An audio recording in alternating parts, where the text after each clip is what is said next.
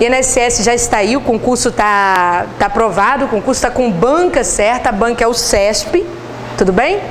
E o que acontece? Essa prova deve acontecer no ano que vem, tá, gente? Iria acontecer este ano, provavelmente ela vai acontecer em janeiro, porque o CESP, vocês sabem que concurso, querendo ou não, é comércio, tanto para os cursinhos quanto também para as bancas examinadoras. E o INSS é um concurso muito esperado, muito querido, para a parte comercial do negócio, principalmente. Mas eu quero chamar a atenção de vocês, essa prova ela deve acontecer em janeiro. Aí vem uma notícia boa. Já não é de hoje que o INSS acontece em janeiro. Vez ou já teve acho que 2005, se eu não estou enganado, aconteceu em janeiro. E a vantagem que se tem quando isso acontece é que vocês sabem o que acontece em dezembro. Pessoal, debanda, não estuda. Então a gente vai para chegar a dezembro, sala de cursinho vazia. Talvez não cresça, talvez mais do que isso aqui. Ou pelo menos pode crescer agora em novembro, né, com o lançamento do edital. Chega dezembro, as pessoas vão perdendo as forças, porque começa comércio, Natal, viagem programada. Ah, que pena, tinha uma viagem. Pena nada, que bom, porque o resto vai embarcar, né? E você vai fazer sua prova em janeiro, com menos pessoas concorrendo com você. Tá?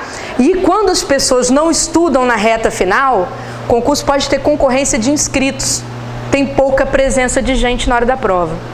Tá bom? É um concurso muito esperado, não vou mentir para vocês. É um concurso em que a gente pode falar o seguinte, que é o grande concurso do ano, né? Já a expectativa era grande, achou que nem fosse sair quando esses cortes que o governo fez e tal.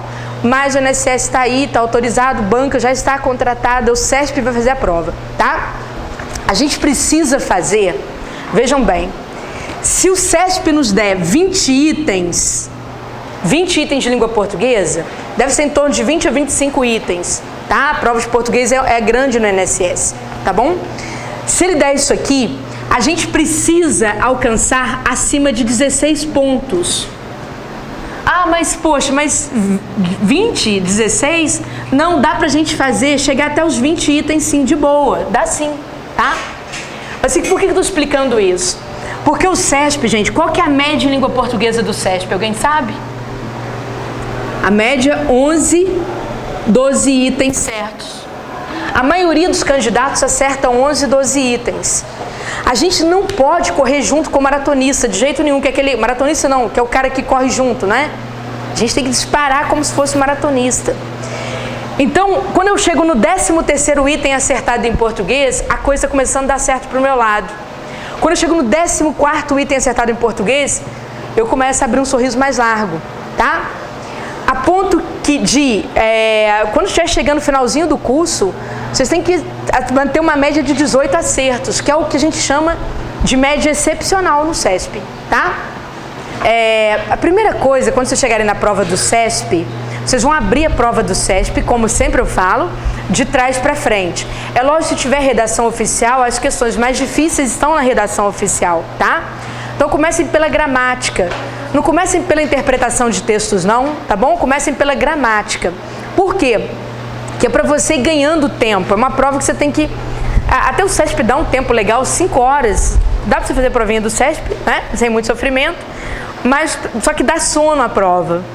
Vocês repararam, quem já fez prova do CESP, dá um soninho gostoso, tá? Então, para evitar embarcar no sono, comece pelas questões gramaticais para você ganhar moral. Depois das questões gramaticais, você vai para a interpretação, tá certo? Quando chegar na questão de interpretação, cuidado com o que eu vou falar para vocês. O CESP só dá certo para aquilo que efetivamente está escrito no texto. Só fica certo aquilo que efetivamente está escrito no texto. Então vejam bem, nosso primeiro assunto em sala é interpretação de texto. Peraí.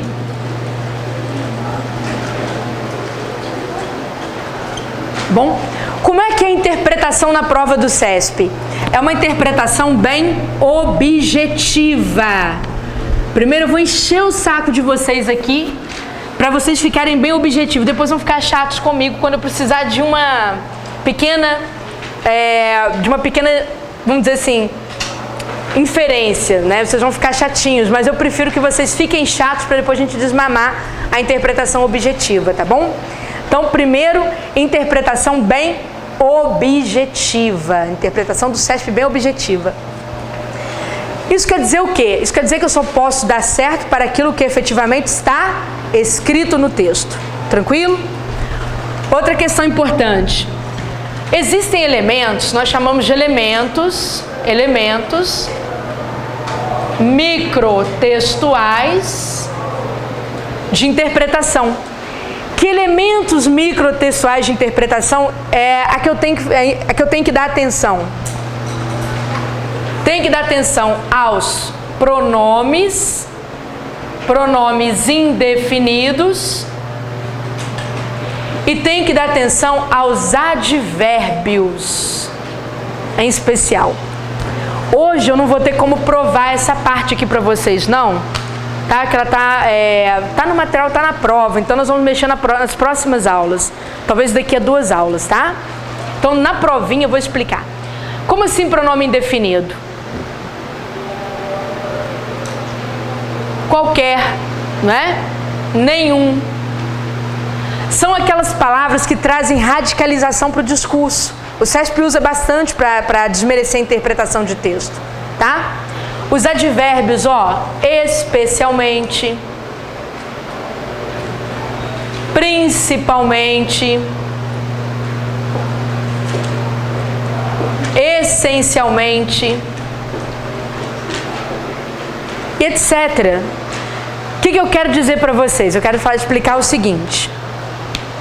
Essas palavras aqui, normalmente, costumam invalidar a questão. A questão costuma estar errada com essas palavras.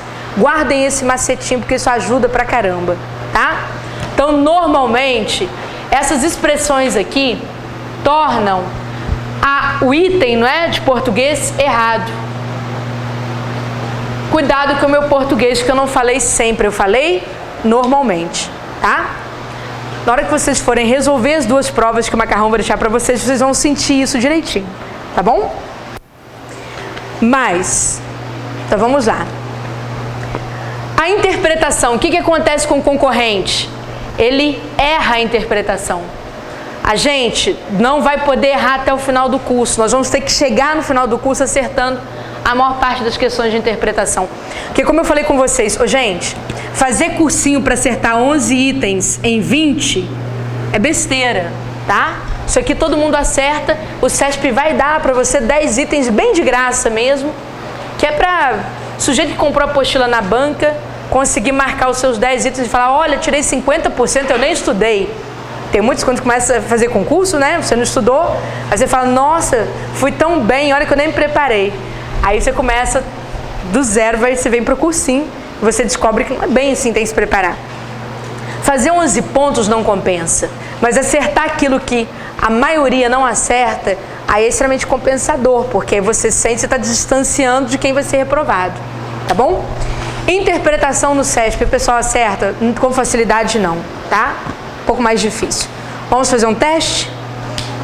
Esse texto que está aqui em cima caiu para o concurso DEPEN, foi feito este ano. DEPEN, ninguém quis fazer o concurso do DEPEN, né? DEPEN é o departamento daquelas penitenciárias federais, tá? Aí o pessoal fica com preconceito, não vai, é uma pena, sobrou vaga. Então vamos lá. Começa assim o texto, eu vou ler o texto com vocês e vou pegar o item que caiu, que foi o que a maioria dos candidatos errou, tá bom? Tá assim, ó, no Brasil, a educação prisional está garantida por lei. Os mais de 500 mil detentos existentes no país têm direito a salas de aula dentro de presídios. E a cada 12 horas de frequência escolar, de qualquer nível, fundamental, médio, profissionalizante ou superior, o preso tem um dia de pena remido. Desde 2012, entre os projetos voltados à recuperação e à reinserção social, está a remissão de pena por meio da leitura. Veio o item, primeiro item que abre a prova do DEPEN, falando assim: item, qualquer detento no Brasil tem direito à educação prisional e, consequentemente, à remissão de pena por meio de leitura. pensa um pouquinho, não liga o automático não, senão dá errado. Pensa um pouquinho, olha para o texto, tem que estar no texto. Podemos? Certo ou errado? Ó, lá está falando que no Brasil a educação prisional está garantida por lei. Os mais de 500 mil detentos existentes no país têm direito a salas de aula dentro dos presídios, né? Então ele diz, e vai contando a história, lá para baixo ele vira e fala assim, ó, desde 2012, entre os projetos voltados à recuperação e reinserção social, está a remissão da pena por meio de leitura. E ele diz, qualquer detento no Brasil tem direito à educação prisional e, consequentemente, a remissão de pena por meio de leitura. Certo ou errado? Vocês mudaram de ideia, não mudaram? O que tem aqui no quadro? Pronome indefinido. Ela ainda reforçou. Olha um advérbio de modo. Tá vendo consequentemente aí? É essa a diferença nossa para o cara que vai concorrer conosco. Ele vai ler, vai ficar interpretando, a gente vai olhar, já vai sacar a charada. Tá vendo qual que era aí? Viram? E consequentemente, viram aí? A gente já vai sacar a charada, a gente vai reler melhor.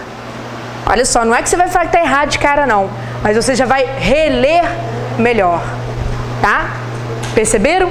Ó, qualquer detento no Brasil tem direito à educação. Olha o qualquer aqui. Normalmente está errado, normalmente está errado. E ele diz, e consequentemente, olha advérbio modificador de sentido.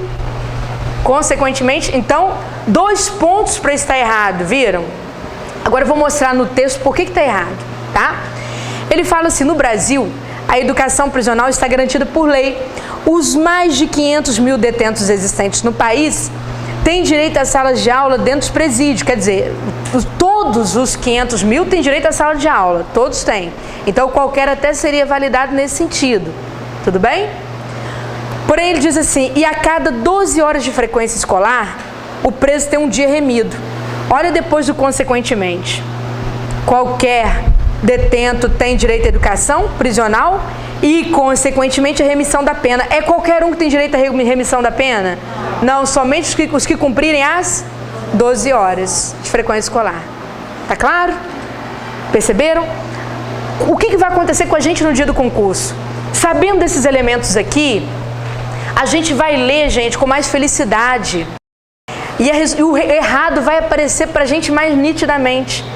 Porque o CESP coloca esse texto pequenininho aqui, as pessoas acham fácil, não é não. Eles juntam o elemento e casa a relação de causa e efeito, quem não tem técnica de interpretação, cai nela, tá? Eles vão pegar a prova do TCU, para provar as coisas para vocês, deixar vocês mais confiantes. Eu já deixei aqui no curso, nada mais nada menos que a prova do Tribunal de Contas da União. O Tribunal de Contas da União é um concurso de alto nível, os concursos mais puxados do CESP. Provinha já está aí. Eu quero que vocês façam a interpretação de texto do TCU, já podem fazer a interpretação de texto. Foram 2 textos enormes, 2 ou 3, não lembro, tá? Em que esses elementos aqui ajudam pra caramba. E os textos são altamente filosóficos. Que o sujeito lê, sabe aquele texto que você lê e não entende nada? E não adianta você ler, você fala, meu Deus, te dá sono, você vai ao banheiro, você estica a perna, né? Você reclama com o fiscal alguma coisa que alguém falou ali do lado. Tá nítido que você tá tenso, tá bom?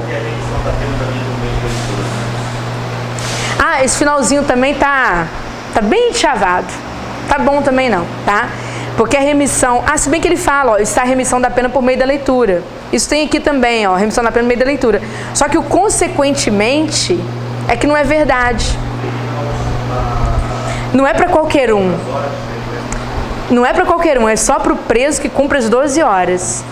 Tá? Você pode olhar que a relação é direta com esse elemento. Tá bom? Gente, interpretação então é isso. Agora é colocar em prática. Não tem mais nada para falar de interpretação do CESP. Só colocar em prática. Agora deixa eu falar.